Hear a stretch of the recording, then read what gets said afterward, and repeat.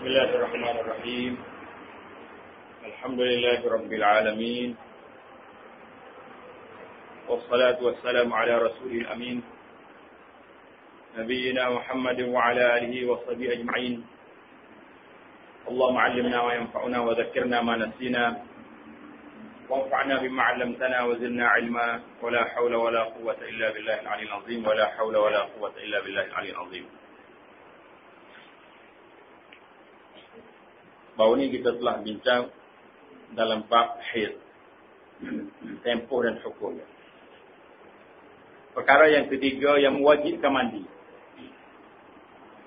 Perkara yang mewajibkan mandi, yang pertama dipanggil al-janabah, berjunub. Yang kedua haid, yang ketiga beranak.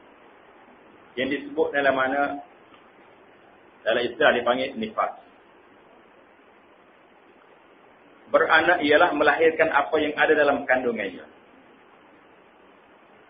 Beranak ni maknanya seorang perempuan yang mengandung mengeluarkan anak yang dikandung. Kadang-kadang ia berlaku dalam keadaan darah tidak keluar, sebaik saja keluarnya anak. Ada yang mengatakan darah tak keluar, keluar anak saja. Oleh itu, ketika itu ia dihukum sebagai orang yang berjunub, kerana anak itu adalah hasil daripada air mani perempuan dan lelaki. Oh, ini cerita lah.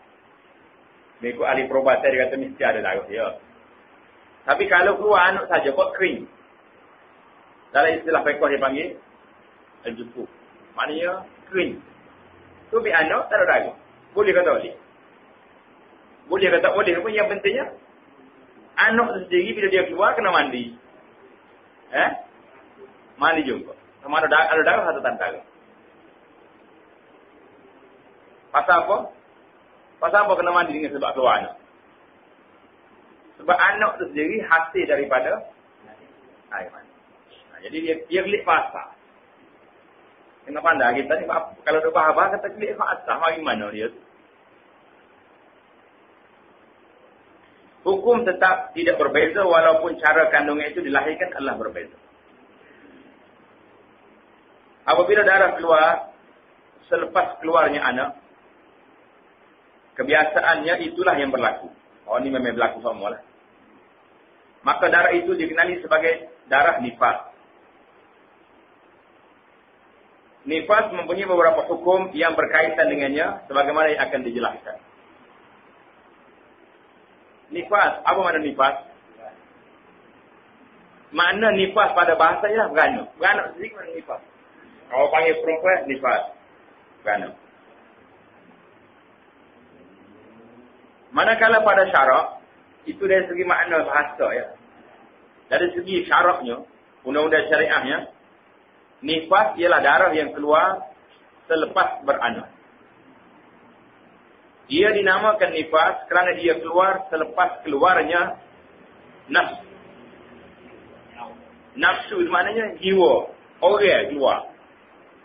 Dan perempuan tersebut dipanggil nifasah.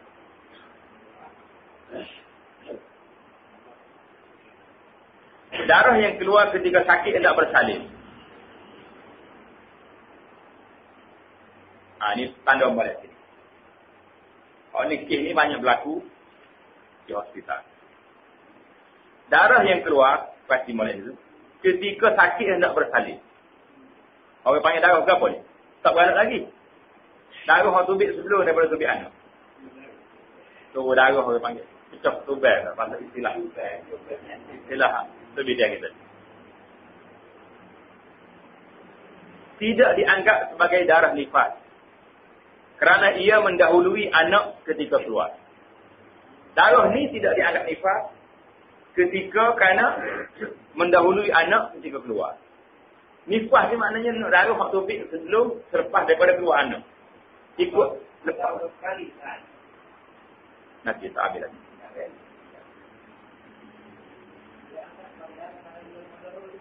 Darah yang keluar ketika hendak bersalin. Ini tak tubik anak lagi ni. Tubik darah dulu. Biasanya begini lah dah. Pecah ketubik dia panggil ni. Atau bersama dengan keluarnya anak. Hak tubik sekali dengan anak tu. Tidak dianggap sebagai darah nifas. kerana ia mendahului anak ketika keluar. Bahkan darah tersebut dianggap sebagai darah yang rosak ataupun darah kotor. Oleh kerana itu wajib ke atasnya bersembahyang ketika sakit hendak bersalin, walaupun ia melihat darah keluar. Sekiranya dia tidak mampu untuk bersembahyang, maka dia wajib mengqadhakannya. Berat kata berat. Orang sakit ni, kalau sebab kita suruh mayat, berat. Tapi ini hukumnya. Hukum syariahnya lagu ni. Kena semaya lagi, selagi tak tahu bi anak. Sakit, gelepar terbit darah pun, kena semaya lagi, selagi tak tahu bi anak. Ini mengikut dalam kitab kita dalam mazhab Syafi'i. Tapi pendapat lain pada mazhab Syafi'i, yang menjadi fatwa sekarang ni, oleh kebanyakan ahli-ahli fatwa, mereka antarabangsanya, darah yang keluar, sehari ataupun sebelum, sehari kurang pada sehari, sebelum keluarnya anak, dia panggil darah terperubahan ni, sudah dianggap darah nifas. Bila keluar ni, boleh berhenti dah semayang. Mana kalau sakit pasal ni, nak beranak ni, duduk hospital dah, duduk tunggu nak buka jalan dah ni, mana orang perempuan ni sudah dianggap gugur dah daripada hak tuntutan semayang ke atas dia. Ini pandangan yang kedua lah. Tapi mazhab Syafi'inya begini. Mazhab Syafi'inya, selagi tak tahu bi anak, sakit di tangan mana pun, dubik darah ke, tidak kena semayang lagi. Tapi pilihan yang kedua tadi, agak munasabah dengan keadaan orang sakit tak beranak. Dia tidak kata, apa ni, tak ada sandaran. Pasal kebanyakan ulama menganggap darah yang dulu daripada anak sikit ni, hari ni, memang dia sudah dianggap darah tu keluar kerana beranak. Darah tu sudah dianggap darah nifas kerana beranak. Pasal tu dia diberi kebenaran longgar. Jadi bila kita ditanya di hospital dalam masalah ini, kata kita bagi pandangannya, ikut mazhab Syafi'inya, selagi tak tutup anak, kena bayar. Mana kalau orang rasa dia mampu lagi nak semaya, ikut mazhab Syafi'i, dia semaya, kita tak lari. Tapi kalau dia nak ambil kelonggaran yang ada dalam pandangnya ulama lain, dia menganggap benda ini satu rukhsah kelonggaran. Karena darah ni memang darah beranak dah tu, bukan darah lain dah. Mungkin susah nak beranak. Apa masa orang panggil istilah, orang-orang muda lain dia panggil diu je. Diu ke apa dia? Tarik beranak. Diu. Sudah ada. Maknanya darah ni dia akan sudah tak sudah pun sekali dengan anak tu. Jadi kalau kita ambil pandangan fatwa yang mengatakan darah ni sudah dianggap sebagai nifas kerana mendahului apa ni akan diiringi dengan keluarnya anak, maka semaya ni boleh ditinggalkan tak payah qada. Ini adalah satu pendapat yang munasabah dengan keadaan orang yang sakit. Wallahu a'lam. Jadi untuk menjelaskan lanjut di perkara ini, insya-Allah taala dalam jumpa yang kita pada ini kita akan bawa satu risalah yang telah kita tulis mengenai hukum darah yang keluar sebelum keluar, insya-Allah taala.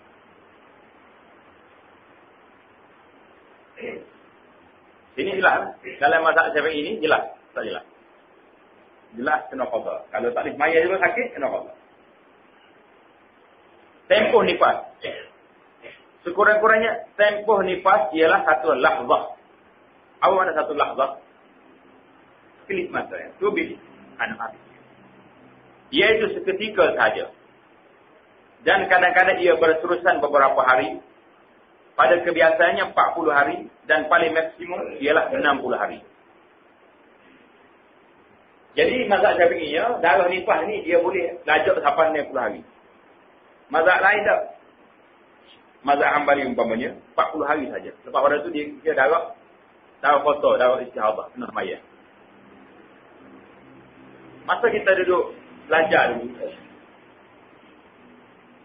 dia suasana boleh jadi iklim negara juga yang menyebabkan kita lebih cenderung untuk menyokong pendapat nifas ini 40 hari. Kerana jari orang nifas dia lebih pada 40 hari jari di Arab sana. Bahkan kita tanya kawan-kawan kita pun, Orang Arab sendirinya, orang Melayu hak beranak di negara Arab pun, dia mesti berhenti sebelum 40. Tapi bila berbeza keadaan di Malaysia ni, nampak boleh jadi suasana kita sejuk sini ke lagu ni. Laju lebih daripada 40 hari.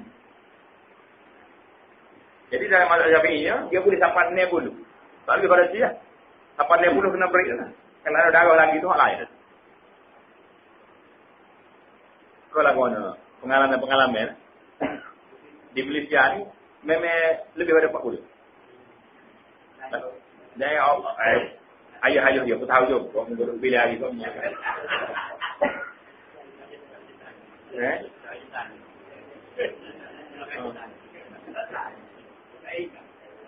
Lama.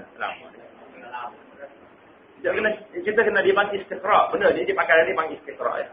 Tengok suasana orang. Boleh jadi sini sejuk ni pakai orang darah dia lama. Tapi kalau negara Arab dia panas cepat. So siapa 40? Cepat dia berhenti. Tak apa 40. Jadi kita nak oyak orang sini suruh ambil mazhab yang kata 40 hari tu kan ikut juga. Sebab dia berhujah dengan darah tu keluar lagi. Darah sama, warna sama, jenis sama. Tidak kata beza warna tu. Alat kuliah benda ni boleh dibincangkan, tapi suasana mengikut dalam kitab ni dasar pada mazhab Syafi'i ni boleh sampai orang 60 hari. Oleh itu darah yang keluar selepas tempoh tersebut dianggap sebagai darah istihadah, iaitu darah penyakit. Kaedah yang digunakan dalam menentukan tempoh ialah al-istiqra'. Apa makna istiqra'? Istiqra' ni kajian dia buat ke atas orang. Kajian yang dibuat ke atas orang. Kalau kita mengikut kajian kita selama kita duduk di negara Arab contohnya. Kita sendiri merasai nifah ni tak sampai 40 hari. Manakala dia kata paling banyak nifah 40 hari pun mana sabar. Sesuai dengan fatwa yang dikeluarkan.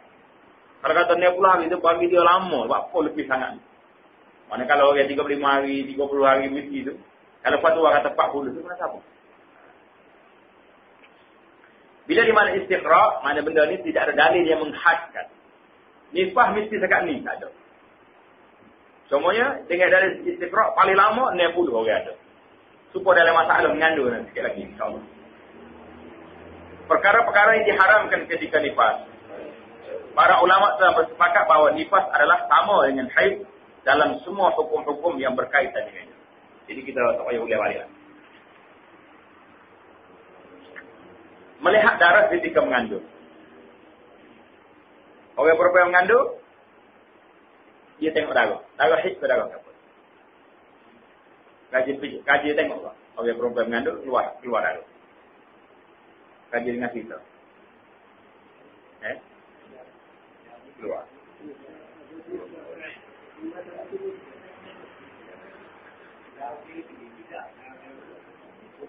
Kita tengok hukum dia kata apa.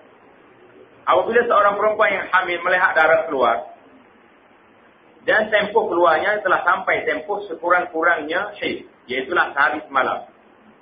Dan tidak melebihi had tempoh haid paling lama iaitu 15 hari, 15 malam. Mana dari segi tempoh masanya memang masa ikut masa haid. Maka darah itu dianggap darah haid di sisi pendapat yang azhar. Azhar ni dia ada pendapat yang zahir dalam mazhab Syafi'i. Kuat juga tu. Tapi azhar tu mana hak kuat lagi. Dalam mazhab Syafi'inya, orang perempuan haid, orang perempuan mengandung boleh haid. Jadi ada orang lain, ada pendapat lain kata, perempuan mengandung tidak ada haid. Tidak ada haid. Kalau keluar juga tu bukan darah haid. Jadi perbahasan ni boleh. Kalau berlaku, kita bisa lakukan. Dengan itu adalah meninggalkan sembahyang. Jadi mengikut mazhab azhar dalam mazhab Syafi'i ini, kita tinggal sembahyang. Kalau orang walaupun dia mengandung. Jadi perkara ni, oleh kerana sekarang ni zaman orang panggil kajian kedoktoran yang lebih dalam. Boleh bincang benda ni. Boleh tanya doktor. Orang mengandung, orang perempuan haid ni boleh mengandung ke situ. Orang perempuan mengandung boleh keluar haid ke situ. Soalannya. Boleh tanya. Dengan itu adalah meninggalkan sembahyang, puasa dan semua perkara yang diharamkan ke atas perempuan yang haid. Sekiranya darah yang dilihat itu kurang daripada sekurang-kurang tempoh haid, sampai hari malam atau melebihi tempoh haid yang paling lama, maka darah yang kurang dan yang lebih tempoh itu dianggap darah istihadah, maka hukumnya dipakai sebagai hukum darah istihadah dari segi sembahyang dan lain-lain. Menurut sebahagian ulama, ada juga. Ada sebagian ulama lain, termasuk dalam mazhab Syafi'i sendiri. Salah satu dia kata al-zahir wal-azhar. Dalam kaedah Syafi'i ada nas. Pada dia ada zahir wal-azhar, al-arjah. Banyak kaedah-kaedah istilah-istilah fiqh. Kalau kita mengaji istilah-istilah juga. Menurut sebahagian ulama, darah yang dilihat oleh perempuan ketika hamil itu dianggap darah istihadah. Secara mutlak. Mana orang perempuan yang mengandung ni tak ada haid sama sekali. Itu. Walau bagaimana sekalipun keadaannya dan bukan darah haid. Orang ni tak ada haid, orang perempuan mengandung. Ini kerana lubang tempat keluar haid akan tertutup ketika hamil dan inilah kebiasaan dan kebanyakan yang berlaku. Biasanya itulah. Banyaknya yang berlaku, orang perempuan mengandung tak ada haid. Sekiranya perempuan hamil keluar darah haid, maka ia adalah perkara yang sangat jarang berlaku. Ada tapi jarang berlaku. Apabila kita dalam masalah orang perempuan mengandung, boleh keluar haid atau tidak. Tempoh mengandung. Sekurang-kurang tempoh mengandung ialah 6 bulan. Ni kata doktor setuju masalah 6 bulan ada. 6 bulan mengandung boleh waktu anak, boleh hidup. Ramai orang mengandung 6 bulan tu. Ialah dia pegang dalam peti sekejap, dalam apa ni? Dalam sepak dia pegang budak tu. Untuk nak kemas udara dia oksigen. Tapi asasnya boleh hidup. Ia diambil daripada 2 ayat Al-Quran. Wa hamluhu wa fisaluhu 30 syahra. Saya sebut dalam Al-Quran, tempoh hamil serta menyusunya selama 30 bulan. Dalam ayat ni, ayat surah Al-Ahqaf ni, ayat 15, Allah SWT bagi tahu kepada kita, tempoh mengandung dan habis nyusu. Berapa? 30 bulan. Mari ayat Quran pula, ayat Quran lain dalam surah Luqman pula, wa fisaluhu fi amain. Wa fisaluhu fi amain ini maknanya hak budak tu nyusu 2 tahun. Pasal itulah kalau comelnya, kalau boleh sekira lah. Biasalah anak tu nyusu 2 tahun baru boleh hadir pula. Hadir. Tak ada nak? Paling nak ajar.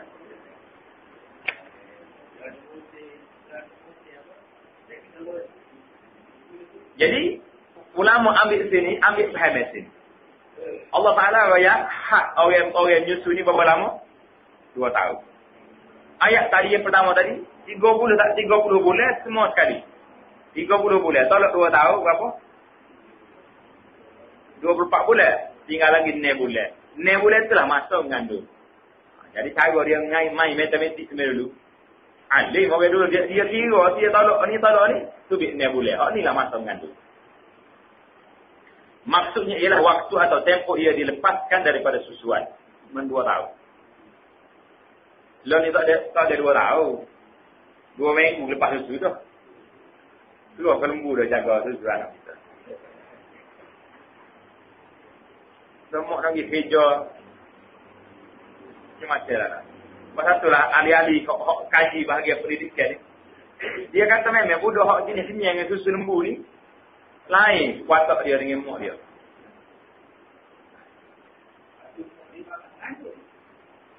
Itu sah. Tapi dia dengan mak tu pulaknya. Dia lebih kasih ke lembu lagi. Pasal mak dia situ. Apabila tempoh masa mengandung dan menyusu ialah 30 bulan. Dan tempoh masa menyusu ditentukan selama 2 tahun. Maka tempoh bagi mengandung ialah 6 bulan. Ini cara nak kira. Kerana 2 tahun bersama 24 bulan, maka bakinya ialah 6 bulan. 6 bulan adalah sekurang-kurang tempoh mengandung. Oleh itu apabila seorang perempuan melahirkan anak sebelum umur perkahwinan yang mencapai 6 bulan. Ada orang menikah 5 bulan Beranak dua.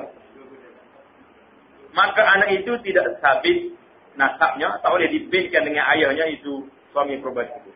Oh ni ayah mari lain. Oh tu tak ini kena bercari lah mari mana kan.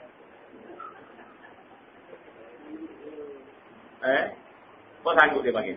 Kau sanggup kau dia teradu dulu kau macam-macam cerita lah. Kita berlindung lah. Ini Allah SWT daripada bala pustaka ni. Kena atas rumah kita, atas keluarga kita. Nasallallahu alaihi wasallam. Lo ni kan orang tak cara lah mana. Tak apa. Kalau sekat anak orang bilik gawe rumah tu, biasa ya. Kalau sekat gendong, tak apa lagi. Jangan wakili isteri je. Kalau anak dia wakili, kita salah isteri tu ni. Lepas tu baru mengamuk. Barulah marah kan anak buah bakar lah, tak uji basah. Tak buat berapa lagi, kawan tu ada isteri dah. Isteri basah tak uji basah pun, tinggalkan sepah lah jawab dia nyakin.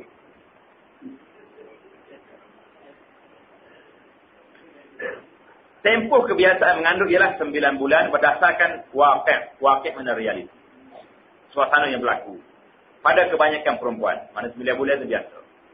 Mereka melahirkan anak setelah umur kandungannya mencapai 9 bulan. Atau lebih dan kurang beberapa hari. Oh ni dari segi perubatan pun nak 9 bulan.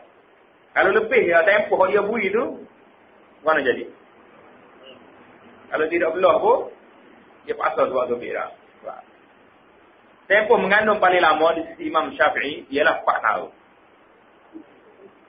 Jadi dalam masalah tempoh mengandung ni baru di antara fuqaha dengan atibah. Fuqaha ni ulama-ulama fiqh dengan doktor pada masalah. Doktor kata tak ada. Tak boleh. Bila bulan lebih saat tarikh dia bui tak sobit lagi. Okey, belah. Kalau tak belah ubat sobit juga. Bila 4 tahun tak bakar. Jadi pokoknya berdasarkan istiqra' lah. Boleh jadi zaman itu berlaku sungguh. Pasal ada satu cerita katanya dalam kitab ni.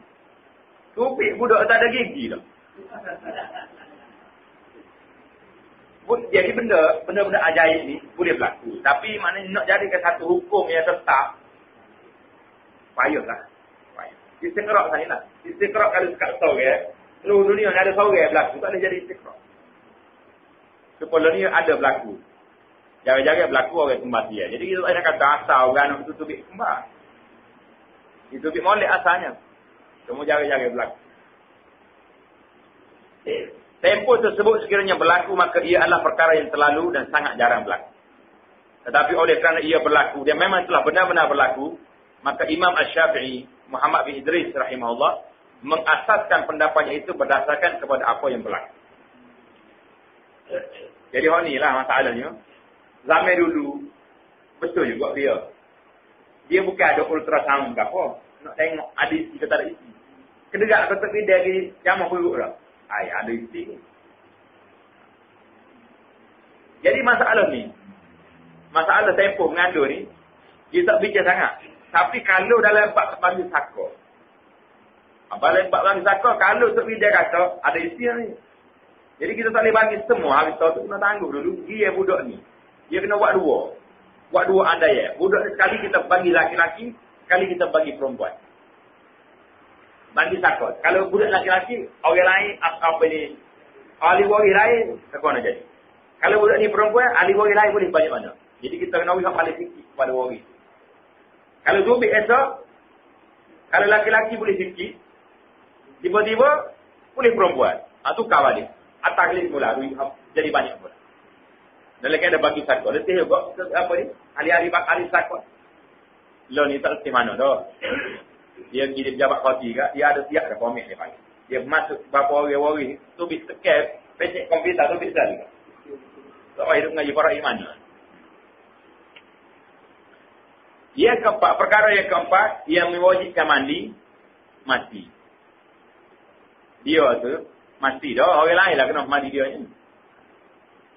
Apabila seorang Muslim mati, maka orang-orang Islam yang lain wajib memandikannya. Kewajipan ini adalah fardu kifayah, iaitu apabila sebahagian kaum kerabat mereka atau orang lain melakukannya, maka gugurlah tuntutan wajib tersebut ke atas orang lain, dan sekiranya ia tidak dilakukan oleh seorang pun di kalangan mereka, maka semuanya berdosa. Dia panggil dalam kaedah kita, masalah mandi mayat, masalah apa dia panggil fardu kifayah. Kalau seorang yang buat dah, orang lain lepas tanggungjawab. Orang yang memandikannya wajib berniat memandikannya. Jadi cara nak mandi mayat ni, orang yang hajum mandi itu kena niat, aku ni mandi mayat ni. Ini adalah hukum berkaitan orang yang bukan mati syahid. Manakala orang yang mati syahid adalah peperangan. Orang yang kafir mati lagi. Tidak boleh dimandikan. Penjelasan lanjut berkaitan dengan perkara ini akan dibahaskan dalam bab jenazah yang akan datang insya-Allah. Dalil wajib memandikan orang yang mati ialah sebagaimana diriwayatkan oleh Abdullah bin Abbas radhiyallahu taala anhu wa arda.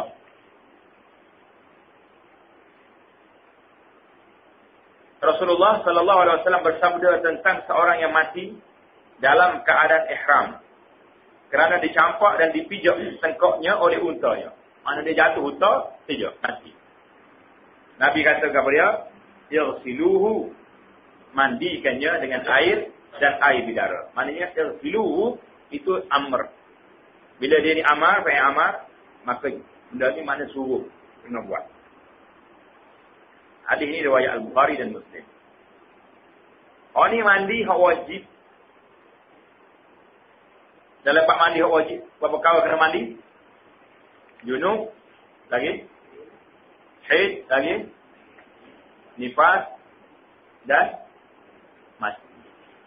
Ada lagi orang lain kena mandi? Ada lagi? Ini kedua. Kedua, mandi yang disunatkan. Orang ni hak mandi sunat pula. Kita hak wajib habis dah. Bab mandi wajibnya habis. Lepas ni kita masuk dalam bab mandi yang sunat. Hak sunat ni kena buat. Yang boleh buat semua dah. Mungkin acak kali ada dah. Mandi yang disunatkan ialah mandi yang sembahyang tetap sah. Walaupun tanpanya. Maksud mandi sunat ni lagu-lagu. Semaya sah kalau tak mandi. Tapi tidak baik, tidak apa ni, kurang pada. Tidak begitu sempurna. Tetapi syarat menghukumnya sunat kerana mengambil kira banyak perkara sebagaimana yang akan dijelaskan. Yang pertama, mandi pada hari Jumaat. Mana kita nak sembahyang Jumaat tu, biar mandi dulu. Jangan kira apa pun yang gitu. Disunatkan mandi pada hari Jumaat bagi orang yang ingin menghadiri sembahyang Jumaat. Sekalipun sembahyang Jumaat tersebut tidak diwajibkan ke atasnya. Kalau wajib itu sah dah. Orang yang tak wajib. Seperti orang bermusafir. Atau orang perempuan dan kanak-kanak. Orang ni kalau pergi sembahyang Jumaat, sunat mandi juga. Setengah ulama berpendapat disunatkan mandi kepada setiap orang. Naknya, sunat mandi hari Jumaat ni ada sebagai ulama kata, sunat belaka. Orang pergi sembahyang ke tak pergi sembahyang, mandi belaka. Sama ada ia menghadiri sembahyang Jumaat atau tidak. Lihat tajuk disyariatkan yang dibincangkan dulu ini. Maknanya, pasal apa? Sebabnya nak suruh sekali seminggu tu kena air tubuh kita. Jangan tak mandi terus. Dalil bagi perkara ini disunatkan mandi Jumaat ialah sabda Rasulullah sallallahu alaihi wasallam, "Idza arada ahadukum an ya'tiyal jum'ah falyaghtasil." Apabila seorang kamu ingin menghadiri sembahyang Jumaat, maka hendaklah dia mandi. Bila nak sembahyang Jumaat, kena mandi.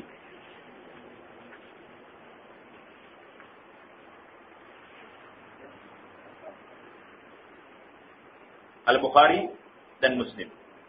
Perintah dalam hadis tersebut ialah dengan makna sunat. Berdasarkan kepada dalil yang lain yaitu sabda Rasulullah sallallahu alaihi wasallam, "Man tawadda'a yaumal jumu'ati fa biha wa ni'mat. Wa man yaghtasala fal ghuslu afdal." Sesiapa yang berwudu pada hari Jumaat, maka ia telah beramal dengan sunnah yang merupakan sebaik-baik perkara. Dan sesiapa yang mandi, maka mandi itu lebih baik. Maknanya bila ada pilihan sini, maksudnya suruh mandi tadi, jadi sunnah. Jadi darjah kedua, suruh daripada darjah wajib. Hukumnya tahu dah. Hari Jumaat ni sunat mandi. Pendapat yang pertama kata bagi orang yang nak pergi sembahyang Jumaat ya. Pendapat yang kedua kata tak kira. Nak pergi sembahyang Jumaat atau tidak, asalkan hari Jumaat sunat mandi. Tapi bila waktu mandi?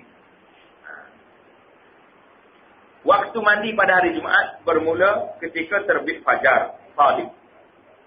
Waktu masuk subuh. Waktu yang lebih afdal, yang baik ialah ketika hampir dengan pemergiannya untuk sembahyang Jumaat. Jadi orang moleknya kita mandi ni sebelum pergi sembahyang Jumaat. Barulah. Pasal kalau mandi lalu subuh tadi, banyak lagi PJI buat pagi tu. Jadi tak hilang juga barang-barang tu. Pasal apa? Nak dekat dengan sembahyang Jumaat kerana ia lebih membawa kepada maksud mandi itu sendiri. Iaitu mewangikan tubuhnya dan menghilangkan peluh serta bau yang busuk. Ini kerana Islam menghukumkan sunat mandi pada hari Jumaat adalah disebabkan perhimpunan orang ramai yang akan berlaku pada hari ini. Ia bertujuan supaya sebahagian daripada mereka tidak menyakitkan yang lain dengan bau busuk. Maknanya, tak boleh kita pergi masjid ni bau busuk. Pasal orang nak mayat tak kosok ke sebelah kita. Allah dia ni. Nyamari bau lap limau ni. Jadi berat. Oleh itu Nabi SAW melarang mereka yang ingin bersembahyang di masjid daripada memakan bawang putih dan besar.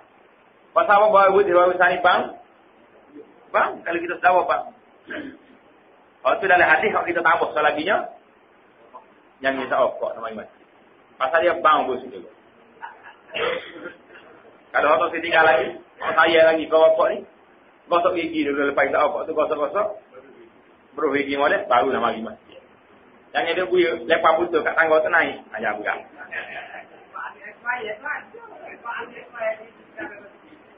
Itu sunat yang pertama. Sunat yang kedua, mandi pada 2 hari raya. Disunatkan mandi pada hari raya fitrah. Di hari raya fitrah, raya puasa. Dan pada hari raya korban. Tak lama nak korban kita.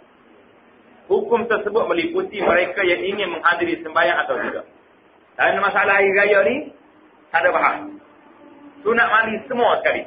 Sama ada nak pergi sembahyang atau tak pergi sembahyang, sunat mandi. Ini kerana hari raya adalah hari untuk berhias. Maka disunatkan mandi kerananya. Dalilnya sebagaimana diriwayatkan oleh Imam Malik dalam kitabnya Al-Muwatta. Abdullah bin Umar radhiyallahu taala anhu mandi pada hari raya fitrah sebelum beliau pergi ke tempat sembahyang.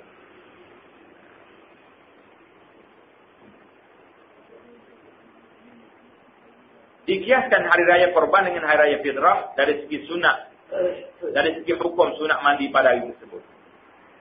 Amalan sahabat Nabi ini dikuatkan lagi dengan dikiaskan mandi 2 hari raya dengan mandi pada hari Jumaat. Manakala hari Jumaat gaya seminggu kena mandi, hari gaya lain setahun lebih aula lagi kena mandi. Ini kerana makna yang terkandung pada keduanya adalah sama, iaitu membersihkan diri bagi menghadiri suatu perhimpunan orang ramai kerana mendirikan sembahyang. Al-Imam Ibnu Majah telah meriwayatkan dengan sanad yang terdapat kelemahan padanya. Jadi sanad hadis ini lemah.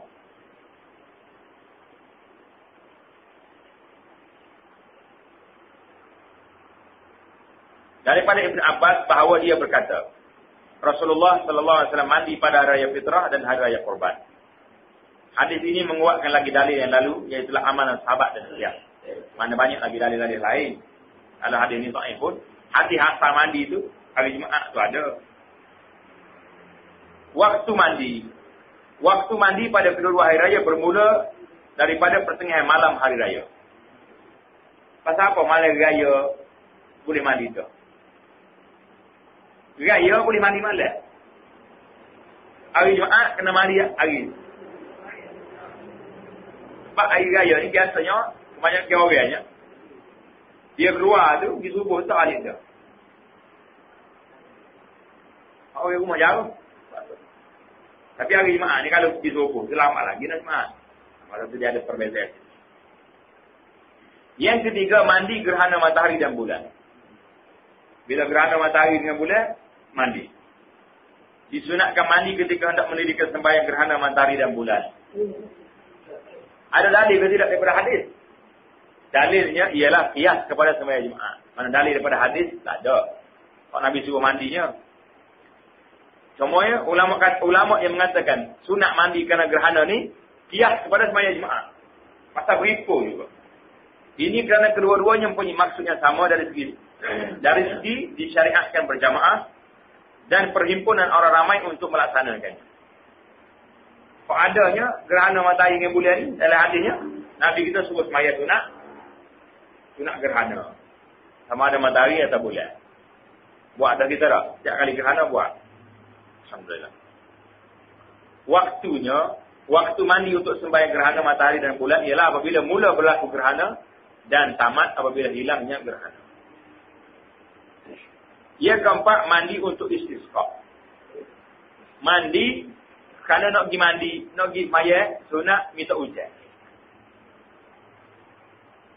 Kita sendiri kaji kalau sunat minta hujan. Ada ni. Tapi kalau nak pergi Arab tu dia kali nak tahun minta hujan. Kadang-kadang tunggu hujan, kadang-kadang tak tunggu.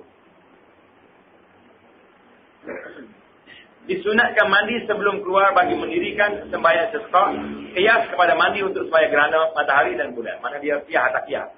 Kalau gerhana matahari qiyas ke Jumaat, istisqa qiyas ke gerhana. Yang kelima, mandi selepas memandikan mayat. Disunatkan mandi kepada sesiapa yang memandikan mayat. Dalilnya ialah sabda Rasulullah sallallahu alaihi wasallam, "Man ghassala mayyitan falyaghtasil."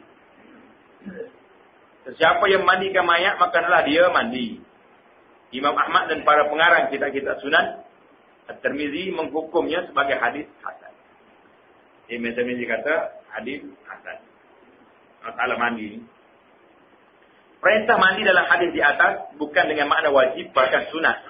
Berdasarkan hadis lain, tidak wajib ke atas kamu mandi dalam masalah memandikan mayat di kalangan kamu apabila kamu mandikannya. Maknanya kalau kita mandi mayat, sunat kita mandi juga, pasal boleh jadi waktu kita mandi tadi ada mecik benda-benda yang kotor dan sebagainya.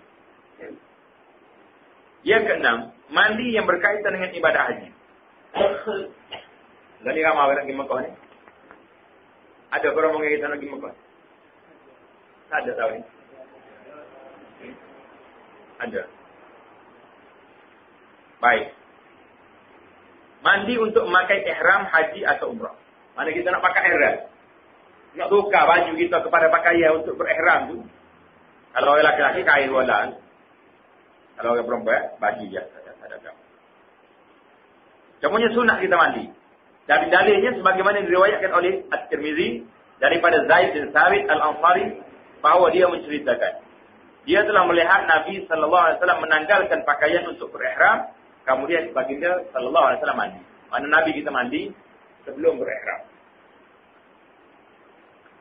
Yang kedua, mandi ketika hendak masuk Mekah.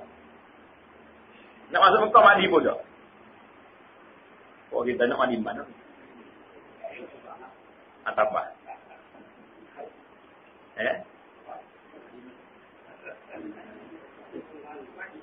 Dalilnya ialah Ibnu Umar radhiyallahu ta'ala tidak datang ke Mekah melainkan bermalam di Zitwa. Zitwa ni kenal. Satu tempat ada telaga situ. Telaga tu ada lagi dah ni, tapi dia sekat dah. Dia apa ni? Dia pagar tak boleh masuk. Bi'ru Tuwa dia. Jalan nak pergi ke Tan'im. Naik pas lagi Tan'im tu, ada satu bangunan besar dia tulis Tuwa. Tuwa tu mana? Telaga. Dia tidur situ. Sehingga waktu pagi, kemudian dia mandi dan masuk ke Mekah pada siang hari.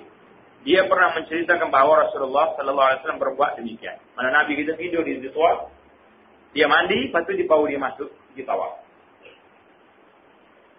Yang ketiga, mandi ketika hendak wukuf di Arafah selepas gelincir matahari. Yang afdalnya ialah mandi di Namirah yang berhampiran dengan pada Arafah. Namirah ni depan masjid. Masjid Arafah tu dia bagi dua. Tengahnya ekor dekat tanah halal. Kepala dia dua lagi. Pada tu kalau kita wukuf di dalam masjid, yang hidup tepi masjid tu, tak lebih daripada tanah. Yang afdalnya ialah mandi di Namirah yang berhampir dengan padang Arafah. Dalilnya, Sayyidina Ali radhiyallahu ta'ala anhu mandi pada kedua-dua hari raya. Hari Jumaat, hari Arafah, dan ketika hendak berihram. Imam Asy-Syafi'i dalam musnadnya meriwayatkan cerita tersebut sebagaimana disebut dalam kitab Al-Um. Al-Um ni nama kitab Imam Asy-Syafi'i. Imam Malik dalam Muwatta telah meriwayatkan daripada Nafi'. Nafi' ni siapa dia? Maula Ibnu Umar. Abdullah bin Umar mandi kerana ihramnya sebelum dia memakai ihram ketika masuk ke Mekah dan ketika wukuf di padang Arafah. Ini semua ni riwayat-riwayat mari daripada para sahabat, tak mari daripada perbuatan Rasulullah sallallahu alaihi wasallam. Mana tak ada riwayat daripada Nabi sallallahu alaihi wasallam. Yang keempat, mandi untuk melontar batu di tiga-tiga jamrah pada setiap hari tasyrik dan 3 selepas yang tasyrik yang 3 selepas gelincir matahari. Ini berdasar kepada hadis-hadis yang menyebut berkenaan dengannya, juga kerana ia merupakan tempat orang ramai berhimpun. Oleh itu hukumnya sama dengan mandi pada hari Jumaat. Lalu ni terbalik adalah. Orang lepas pergi melontar, orang pergi mandi. Mungkin belaguk, bertepuh dengan orang busuk jadi baik. Jamrah ialah tempat dilontarkan anak-anak batu padanya. Ia terletak di Mina. Ia juga digunakan dengan makna anak-anak batu yang digunakan untuk melontar pada tempat tersebut. Apa makna jamrah? Jamrah melontar. Atau jamrah sendiri itu mana anak batu. Itu mana jamrah. Yang kelima, mandi kerana memasuki Madinah Munawwarah. Ini sekiranya mudah dilakukan. Ia disunatkan berdasarkan qiyas kepada sunat mandi ketika masuk ke Mekah. Ini kerana kedua-duanya adalah tanah haram. Sekiranya tidak dapat dilakukan, maka disunatkan mandi sebelum masuk ke Masjid Nabi sallallahu alaihi wasallam. Jadi sebelum masuk Masjid Nabi itu lah. Bila kita masuk ke hotel kita, salih pakai yang molek, mandi, pakai wangi-wangian, baju comel-comel, bau di masjid. Orang lain ni tak ada beza mana. Kita dapati, inilah dipanggil dunia akhir zaman ni. Nampak? Tak ada beza mana. Dia nak pergi Masjid Nabi tu, sehingga dia nak pergi shopping di Kuala Lumpur, dia Google. Dua tak juga kalau orang Tino bakar. Kadang-kadang kita rasa nak tanya, kata, mari mana? Puan-puan, cik-cik puan ni mari mana? Duduk mana lah? Dia mari nak ada dekat Rasulullah. Pakai ya, tak ada beza belah mana. Cuma bezanya pakai pelekul atas. Kalau sini, beli tekok tu. Itu pakai lah kain tu. Tapi luar, tak ada. Tak pakai situ. Di Madinah. Tengok orang Indonesia tu, kita ada semaya. Kita pasal orang Indonesia, pakai situ. Baik. Kita masuk pada bab kita ni, cara mandi. Cara nak mandi pada mana? Ia terdiri daripada 2 cara, iaitu cara yang wajib, cara yang disunatkan. Yang pertama, cara yang wajib. Ia terdiri daripada 2 perkara. Ilmu fiqh mengistilahkannya sebagai fardu mandi. Kalau mandi wajib, lagu mana cara dia? Ingat darah. Takut lupa. Yang pertama, niat ketika mula membantu tubuh. Niat aku ni mandi wajib. Ataupun mandi sunat Jumaat. Kenapa begitu ya? Niat dalam hati. Tak payah duduk panjang-panjang. Nawai itu tak payah. Niat. Nak masuk dalam jambat tu niat. Karena sebenarnya Nabi SAW sesungguhnya segala amal itu dengan niat. Manakala kita tak niat, boleh jadi kita mandi biasa gitu ya. Cara berniat ialah terlintas dalam hati. Terlintas dalam hati niat jadilah tu. Sekiranya ia berkata-kata dengan lidah terlebih dahulu, maka itu lebih afdal. Jadi ada orang kata kena niat dengan lidah. Tapi kalau kita niat dengan lidah, timbullah masalah pula. Lafaz niat tu mari daripada Nabi ke tidak. Jadi tak usah duduk buat benda-benda yang menimbulkan persoalan banyak. Yang penting niat duduk mana? Dalam hati. Cara dia ajar saja aku mandi wajib, atau saja aku mengangkat janabah, atau saja aku mandi untuk mengharuskan sembahyang, atau saja aku mandi kerana nak melakukan sesuatu yang mengharuskannya, memerlukan kepada mandi, panjang rambut. Kalau pendeknya niat masuk, mandi wajib, mandi hadas, mandi junub. Niat dalam hati, mandi saja. Kalau sunat, mandi sunat jemaah. Yang kedua, membasuh seluruh badan yang zahir dengan air, termasuk kulit atau rambut. Air juga adalah disampaikan kebahagiaan dalam rambut dan pangkalnya. Mana kena jiru belakang. Al-Imam Bukhari telah meriwayatkan daripada Jabir radhiyallahu taala anhu, dia telah ditanya tentang mandi. Lalu dijawab Nabi sallallahu alaihi wasallam mengambil 3 cebok air dengan 2 tapak tangannya, kemudian baginda mencurahkannya ke atas kepalanya, kemudian ke seluruh jasad. Mula-mula tak dia basuh kepala. Ke atas itu barulah kita tu. Pasti ni banyak. Kalau banyak rambut lambat kena air. Imam Muslim meriwayatkan daripada Ummu Salamah radhiyallahu taala anha, dia bertanya Rasulullah sallallahu alaihi wasallam tentang mandi. Rasulullah sallallahu alaihi wasallam menjawab, sungguhnya memadailah kamu mencurahkan air di atas kepala kamu dengan 3 cebok, kemudian mencurahkan air ke atas jasad kamu, maka kamu akan menjadi suci. Pasal apa? Pasalnya sikit sangat ya kalau nak mandi. Nabi kita mandi berapa banyak air dia? Gatal. Paling banyak pun 5 jokok. Mana gatal lebih sikit lah, 5 jokok. Kita Nabi wudu 2-3 gatal. Banyak. Banyak. Memang kata dia muka ada air. Yang tak tahu banyak, kita kena belajar sistem. Kalau banyak tak ada air kita. Dia main politik pun ni tak mahu enggak. Abu Daud dan lain yang meriwayatkan daripada Ali bahawa dia berkata, aku telah mendengar Rasulullah sallallahu alaihi wasallam bersabda, sesiapa yang meninggalkan satu tempat selain rambut yang tidak suci disebabkan janabah di mana air tidak mengenainya, mana ada tempat harta suci apa air, kita mandi wajib, maka Allah akan melakukan demikian dengannya dari api neraka. Waliyahillah. Maknanya akan kena balas dia.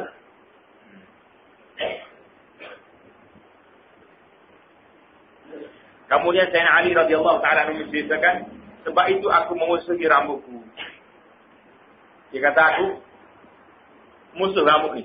Beliau sentiasa mencukur rambut. Dia cukur rambut dia pasal ada sampai air lah. Tak kalau rambut sari tadi tak jadi. Rambut orang Arab panjang tunggu. Panjang. Itu tebal pula tu. Yang kedua, cara yang disunatkan. Hak sunat yang lagu mana pula?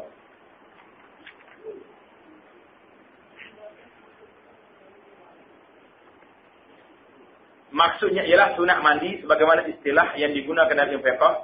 Di antaranya ialah yang pertama, membasuh kedua tangan di luar daripada bekas air. Kita belajar dalam bab baunya, dalam bab wuduk pun. Kemudian membasuh kemaluannya dengan tangan kiri. Dan juga segala kotoran yang ada pada badannya.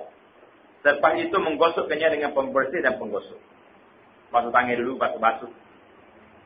Al-Bukhari dan Muslim meriwayatkan daripada Ibn Abbas katanya, Maimunah, isteri Rasulullah Maimunah, ibu saudara dia, menceritakan, aku telah meletakkan air untuk Rasulullah sallallahu alaihi wasallam bagi tujuan mandi. Lalu baginda membasuh kedua tangannya dan kedua tangannya 2 atau 3 kali. Kemudian baginda meletakkan air pada tangan kirinya dan membasuh kemaluannya. Kemudian baginda sallallahu alaihi wasallam menyapu tangannya ke lantai. Mana tangan dia guna untuk apa tadi? Dia basuh dengan latar tanah. Kalau kita tanya taruh latar di atas mi ni, kena basuh dengan sapu. Yang kedua, berwuduk dengan wuduk yang sempurna tapi tidak mengapa sekiranya melewatkan membasuh kedua kaki ketika akhir mandi. Mana kita ambil wuduk dulu sebelum mandi. Pasal tu dia suruh bersih dulu tempat kemaluan tu. Malah nak jamur lepas pada tu. Sudah rapi jelas itunya. Yang ketiga, menyelati rambut kepala dengan air, kemudian membasuh kepala 3 kali. Yang keempat, membasuh bahagian kanan dahulu, kemudian bahagian kiri. Banyak etika-etika disiplin mandi ni. Kita main payah hujan, pakai lu saja. Tak apa payah hujan pun. Lu ada kanan tu. Lepas tu bahasa lagi, mana boleh buat lagi, sunat Nabi. Yang makan tadi dulu dengan cebok lalu dengan payah hujan, kata apa? Payah hujan pun kita tak alekan dia. Tak lagi. Boleh buat. Kesemua sunat-sunat ini disebut dalam hadis-hadis Antaranya sebagaimana diriwayatkan oleh Imam Al-Bukhari dan Muslim daripada Aisyah radhiyallahu taala anha, apabila Nabi sallallahu alaihi wasallam mandi daripada janabah, baginda mulakan dengan membasuh kedua tangannya. Menurut riwayat Muslim, kemudian baginda mencurahkan air dengan tangan kanannya ke atas tangan kirinya, lalu membasuh kemaluannya. Menurut hadis di sisi Al-Bukhari yang diriwayatkan daripada Maimunah radhiyallahu taala anha, baginda membasuh kemaluan dan kekotoran yang mengenainya, kemudian baginda berwudu sebagaimana wudu sembahyang. Kemudian baginda memasukkan jari-jarinya ke dalam air, lalu menyelati dengannya pangkal-pangkal rambutnya. Kemudian baginda mencurahkan air di atas kepala sebanyak 3 cebok tangannya, kemudian ke seluruh kulitnya, ke seluruh badannya.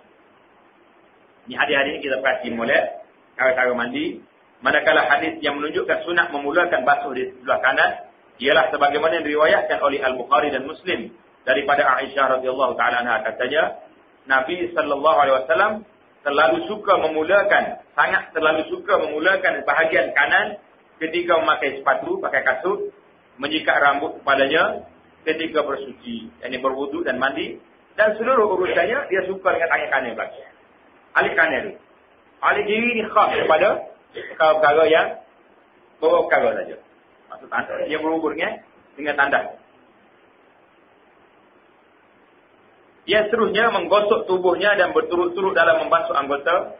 Ini dilakukan untuk mengelak daripada perbezaan pendapat dengan ulama mazhab Maliki yang mewajibkannya. Maknanya jangan sampai kering kepala baru tangan. Itu dahulu. Yang keenam, bersungguh-sungguh membasuh bahagian lipatan pada tubuh. Dia hendaklah mengambil air dan membasuh ke semua tubuhnya yang berlipat, seperti kedua-dua telinga, lipatan-lipatan perut, di dalam pusat dan ketiak, sekiranya dia yakin bahawa air tidak akan sampai ke tempat tersebut, melainkan dengan berbuat demikian. Maka perbuatan tersebut menjadi wajib, bukan disunatkan lagi. Manakala itu apa air. Yang seterusnya membasuh sebanyak 3 kali sebagai kias kepada wudu. Yang terakhir sekalinya dalam masalah mandi ini, perkara-perkara makruh ketika mandi. Yang pertama, berlebih-lebihan dalam menggunakan air, sebagaimana telah lalu ketika membicarakan perkara-perkara makruh ketika berwudu. Ini kerana perkara tersebut berlawanan dengan perbuatan Rasulullah sallallahu alaihi wasallam. Al-Bukhari dan Muslim meriwayatkan daripada Anas radhiyallahu taala anhu bahawa dia berkata, adalah Nabi sallallahu alaihi wasallam mandi dengan menggunakan air antara 1 gantang hingga 5 cupok. Mana sekali lebih sikit, dan berwudu dengan 1 cupok. Al-Imam Bukhari dan Muslim rahimahumullah meriwayatkan daripada Jabir radhiyallahu taala anhu, dia telah ditanya tentang mandi. Lalu dia berkata, memadai bagi kamu menggunakan 1 gantang air. Jabir kata cukup gantang air. Ketika kata lelaki yang bertanya, ia tidak mencukupi. Mana cukup? Lawat. Jawab Jabir radhiyallahu ta'ala anhu, segantang air itu adalah mencukupi untuk orang yang lebih banyak rambut daripada kamu dan lebih baik daripada mu. Orang yang rambut banyak lagi padamu, orang yang lebih jauh padamu lagi cukup segantang. Apa mu tak cukup? Maksud dia siapa dia? Rasulullah sallallahu alaihi wasallam. Yang kedua, makruh lagi mandi di air yang bertakuk.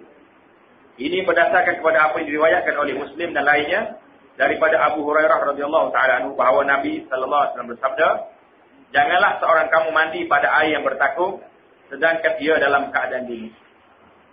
Jadi dia dalam air kita bicara dulu.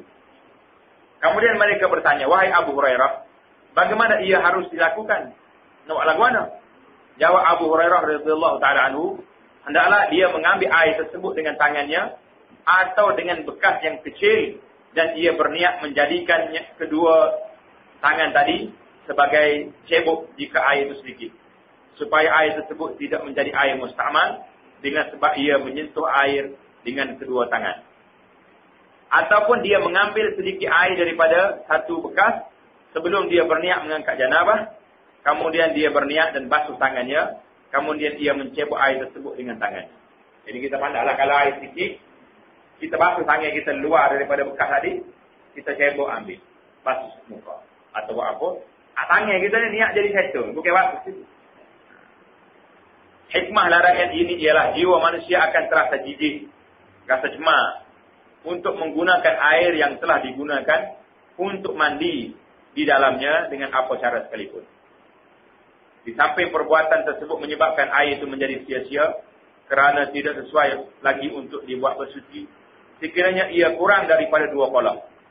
Ini kerana ia telah menjadi air mustakmal dengan semata mandi dalamnya, sedangkan orang ramai pada kebiasaannya sangat perlu kepada air yang bertakung itu. Oleh itu syarak telah melarang daripada mandi di dalamnya. Jadi masalah huraian air ini kita telah bincang secara panjang lebar dah dalam bab air dahulu. Jadi tak payah kita ulang balik lagi. Sama ada air mustakmal ni ada atau tidak. Dalam mazhab Syafi'i ada pembagi air mustakmal. Ulama-ulama lain mengatakan air mustakmal ni tidak ada. Yang adanya ada air najis atau air bersih saja. Jadi wallahu ta'ala alam. Tamaklah kita dalam bab mandi. Lepas pada ni kita akan masuk dalam bab tayamum, insya-Allah. Lepas pada habis tayamum ni kita masuk dalam bab mayat.